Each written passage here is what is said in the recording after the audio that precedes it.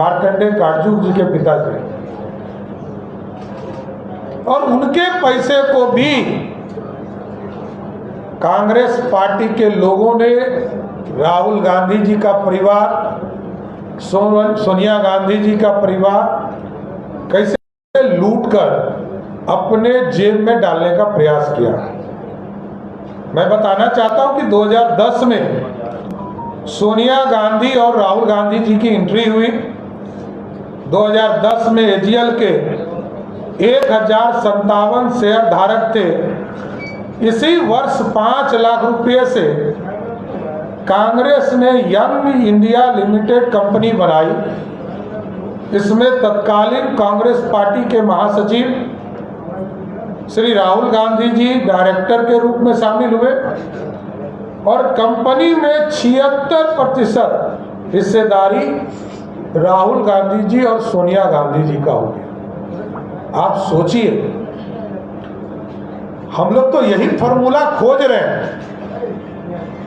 कोई ये फॉर्मूला बताए कि 5 लाख रुपया खर्चा करो और 500 करोड़ का मालिक बन जाओ। ये ना बिहार के युवराज बताते हैं और ना देश के युवराज बताते हैं। तो आप सोचिए, इस लोकतंत्र का मजाक बनाने का काम कांग्रेस पार्टी के लोगों ने किया है। 2014 में जब आदरणीय प्रधानमंत्री नरेंद्र मोदी जी सत्ता में बैठे तो पूरी तरह ईडी जो कांग्रेस पार्टी ने बनाई है, ईडी की व्यवस्था मनमोहन सिंह जी की सरकार ने स्थापित किया और पूरी जांच की प्रक्रिया शुरू की गई। 19 दिसंबर 2015 को निचली अदालत ने इस मामले में दोनों को जमानत भी दिया और 2016 में सुप्रीम कोर्ट ने कार्रवाई रद्द करने से इनकार कर दिया। कहा केस चलता रहेगा, लेकिन आरोपियों को सदैव उपस्थिति से छूट दी गई। तो मेरा यह स्पष्ट मानना है कि नेशनल हेराल्ड ये इस देश के स्वतंत्रता सेनानियों का अपमान है। देश के लोकतंत्र के लिए ये एक तरह से विश्वासघात है और कांग्रेस पार्टी या इंडी गठबंधन में बैठे लोग 5 लाख में 500 करोड़ रुपया की आमदनी करते हैं। ये भ्रष्टाचार है, ये अपराध है। जनता के बीच में भी हम जाएंगे और न्यायालय में भी सबूत है। सबूत के आधार पर ईडी ने इस पर चार्जशीट किया और इस पर कार्रवाई करने के लिए न्यायालय को समर्पित करने का काम किया है। इसलिए आज देश के आम लोगों से, बिहार के आम लोगों से जरूर ये बताना चाहते हैं कि कांग्रेस पार्टी इस देश को खोखला बना रही है और लोकतंत्र को मजाक बनाने का काम कर रही है। और नेशनल हेराल्ड और ये जो इनके कंपनी है यंग इंडिया लिमिटेड कंपनी के द्वारा गरीबों के पैसे को लूटने का काम किया जा रहा है। इसलिए इसकी पूरी तरह जो ईडी ने जांच किया है, जांच करके चार्जशीट किया है, अब न्यायालय से जरूर आग्रह करता हूं इस पर शीघ्र कार्रवाई करके सजा देने का काम करें। धन्यवाद। सम्राट जी, प्रधानमंत्री आ रहे हैं लगातार, क्या कार्यक्रम होगा उनका? क्योंकि मई महीने में प्रधानमंत्री का पहले सप्ताह में कार्यक्रम है। देखिए, देश के प्रधानमंत्री जी आदरणीय नरेंद्र मोदी जी पहले कार्यकर्ता के तौर पर काम करते रहे और जनता के बीच में जाना उनका धर्म है। और हमारे नेता पर हम लोगों को गर्व है कि हमारे नेता जनता के बीच में जाकर उनकी समस्या को सुनने का काम करते हैं और जनता के बीच में जो वो काम कर रहे हैं उसको भी जनता के प्रति समर्पित करने का काम करते हैं।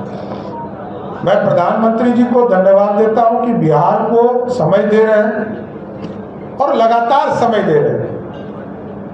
2014 से अभी तक कितनी बार आए हैं उसकी गिनती बताना मुश्किल है। 100 से अधिक बार देश के प्रधानमंत्री जी बिहार आ चुके हैं साथी। ये परिचायक है कि बिहार से उनका अपना लगाव है और बिहार की जनता भी दिल खोलकर आदरणीय प्रधानमंत्री नरेंद्र मोदी जी को साथ देती है। पहले 32 सीट, फिर 39 सीट, फिर 30 सीट, लगातार जनता का भी प्यार अपार मिलता रहा। इसलिए वो जनता के बीच में आते हैं। कई काम पूरे हो रहे हैं। पंचायती राज दिवस के स्तर पर पूरे राष्ट्र को संबोधित करेंगे मधुबनी से। कई योजनाओं की शुरुआत करेंगे। हम लोगों ने आग्रह किया है कि 4 मई को बिहार की सरकार ने, आदरणीय मुख्यमंत्री नीतीश कुमार जी ने 4 मई को खेलो इंडिया यूथ गेम्स का शुरुआत होने जा रहा है। उस कार्यक्रम में आने का भी आग्रह किया है। तो कई चीजें हैं। एयरपोर्ट बन रहे हैं, एक्सप्रेसवेज के निर्माण शुरू हो रहे हैं। सभी में प्रधानमंत्री जी का विशेष सहयोग मिलता है। सिर्फ एक सेक्टर को आप उठा लीजिए तो आप समझिए कि एयर ट्रैफिक में जहां 2005 में 2.5 लाख लोग एयर ट्रैफिक से दूसरे प्रदेशों में जाने का काम करते थे, आज वो बढ़कर लगभग 46 लाख लोग ट्रेवल करते हैं बिहार से। और ये कल्पना आदरणीय प्रधानमंत्री जी ने तय किया है कि सिर्फ पटना एयरपोर्ट से अगले 15 दिनों में 1 करोड़ लोग यात्रा कर पाएंगे। इसके साथ साथ 10 नए एयरपोर्ट का निर्माण, छोटे और बड़े एयरपोर्ट के निर्माण का काम चल रहा है। इसलिए साथियों, नरेंद्र मोदी जी की सरकार लगातार जनता के भलाई के लिए काम कर रही है, उनके विकास के लिए काम कर रही है। और दूसरे तरफ कांग्रेस पार्टी और राष्ट्रीय जनता दल भारत और बिहार को लूटने में लगे।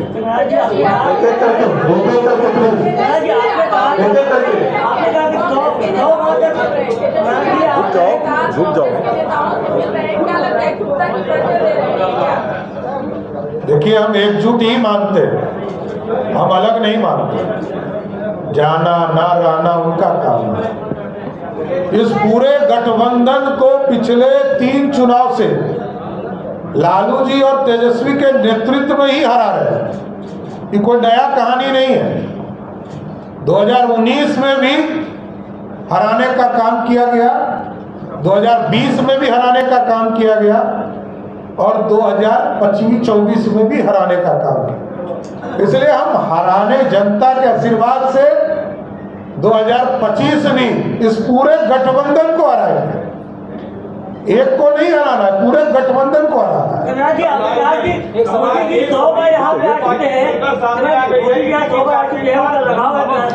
क्या इस बार विशेष बिहार को बहुत लगाव है मोदी को बिहार से, तो बना चुके हैं? देखिए, स्पष्ट है, एक सेक्टर, रोड सेक्टर का दरवाजा खोलिएगा तो 1 लाख करोड़ रुपए का इन्वेस्टमेंट बिहार में होगा। और मोदी जी, और देखिए तुलना, लोग कहते हैं कि तुलना क्यों करते हैं। 10 साल तक कांग्रेस पार्टी का सरकार रहा देश में, लालू जी सुपर पावर थे। बिहार को कितना पैसा मिला? 1,93,000 करोड़ रुपया, मतलब 2 लाख करोड़ रुपया भी नहीं। मोदी जी ने सामान्य तौर पर 2014 से लेकर 2024 तक 14 लाख करोड़ रुपया दिया, मतलब 700 टाइम्स अधिक। कल्पना ही नहीं कर सकते। और मैं आज तो बता रहा हूं, मैं गया था तो हमें लक्ष्य मिला था 2,45,000 पक्के मकान का। और आपको जानकर आश्चर्य होगा कि हमको अभी तक 2,45,000 के टारगेट में पिछले 1 साल में जितने लिस्ट में हमारे यहाँ नाम था 13,11,000 लोग, सबको पक्का मकान देने का काम भारत की सरकार का। अरे मैं तो कहता हूँ लालू जी के प्रतिनिधि बदलते रहते हैं, हमको नहीं पता है, क्योंकि वो लोकतांत्रिक पार्टी है नहीं। लालू जी राजा है, पहले रानी अब राजकुमार, आगे हो सकता है राजकुमारी है। तो मेरा ये मानना है कि लालू जी जिस जगह तय कर दे, विकास के पैरामीटर पर, सुशासन के पैरामीटर पर डिबेट करने के लिए भारतीय जनता पार्टी, एनडीए का कोई भी एक समान कार्यकर्ता उनको बताने का काम करेगा। तो इसलिए साफ तौर पर है कि पैसा कितना मिलता है बिहार को, यही देखना है। किस प्रदेश को कितनी राशि मिली, यही तो मैंने कहा। 700 टाइम्स से अधिक यदि राशि मिलता हो तो विकास झोला लेके जाते हैं और बोरा लेके आते हैं। एक सवाल है, कांग्रेस पार्टी के पूरे नेता ईडी की चार्जशीट पर खुलकर बोले। रॉबर्ट वाड्रा कह रहे हैं कि मिसयूज कर रही है केंद्र सरकार सेंट्रल एजेंसी का। ईडी तो उन्होंने ही बनाया है, ईडी की पूरी रूपरेखा कांग्रेस पार्टी ने बनाया है। और जांच क्यों नहीं? क्या 10 साल में जांच पूरे नहीं होंगे क्या? 2014 में जांच शुरू हुआ, तो ये लोग क्या चाहते हैं कि 2047 में जाकर जांच पूरा हो क्या? ये जांच की प्रक्रिया है, चार्जशीट हुआ है, अब न्यायालय में जाइए तो न्यायालय में अपने वकील, बड़े बड़े वकील को एमपी बनाकर रखे हैं, जाकर अपनी बात रखे। न्यायालय तय करेगा कि राहुल गांधी जी और उनके परिवार दोषी है कि नहीं। बंगाल में हिंसा हुई, इसके बाद किशनगंज में अख्तरुल ईमान कहते हैं कि मुसलमानों के खून के साथ होली खेल रही है बीजेपी। किस तरीके से देखते हैं इस बयान? देखिए, वहां किसके साथ होली खेला गया है वो तो सब जान रहा है। वहां जो परिवार है, किसकी हत्या हुई है, पूरा देश जान रहा है। और पूरे बंगाल की जो स्थिति ममता बनर्जी बना के रखी है, इंडी गठबंधन के लोग तुष्टीकरण के चक्कर में भारत के लोकतंत्र को अपमानित करने का काम कर रहे हैं। धन्यवाद। अभी तक क्लियर नहीं कर पा रही। अरे वैकेंसी तो होना चाहिए। हम पहले विज्ञापन निकालते हैं और विज्ञापन में तय होता है कि इस पद के लिए वैकेंसी है। यहाँ तो आदरणीय नीतीश कुमार जी वैकेंसी पे पहले से स्थापित है, तो जब तक वैकेंसी नहीं होगा तब तक कोई आदमी का नॉमिनेशन कैसे होगा? इसलिए वैकेंसी ही नहीं है। नीतीश कुमार जी मुख्यमंत्री हैं और आगे भी रहेंगे। लास्ट प्रश्न प्लीज। 2015 से 2025 के बीच ईडी 193 मामले को रजिस्टर किए हैं, उसमें मात्र 2 आदमी को दोषी पाया गया। ये न्यायालय, ईडी का काम है चार्जशीट करना, न्यायालय को तय करना है किसको सजा देना है, किसको नहीं देना है। 1997 में केस हुआ था लालू प्रसाद जी के खिलाफ, तब किसकी सरकार थी? देवगौड़ा जी जनता दल के स्वयं प्रधानमंत्री थे, उन्हीं के पार्टी के।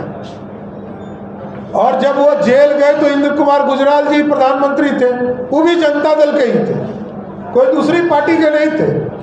1997 से लेकर 2013 तक केस चला साथियों, 16 साल, तब जाकर लालू जी को सजा हुई। तो न्यायालय का काम है, चार्जशीट के बाद न्यायालय तय करता है कि किसको सजा देना, किसको मुक्त करना। लेकिन 2014 के धन्यवाद, थैंक यू, बहुत बहुत शुक्रिया। मैंने तो स्पष्ट कर दिया कि न्यायालय को तय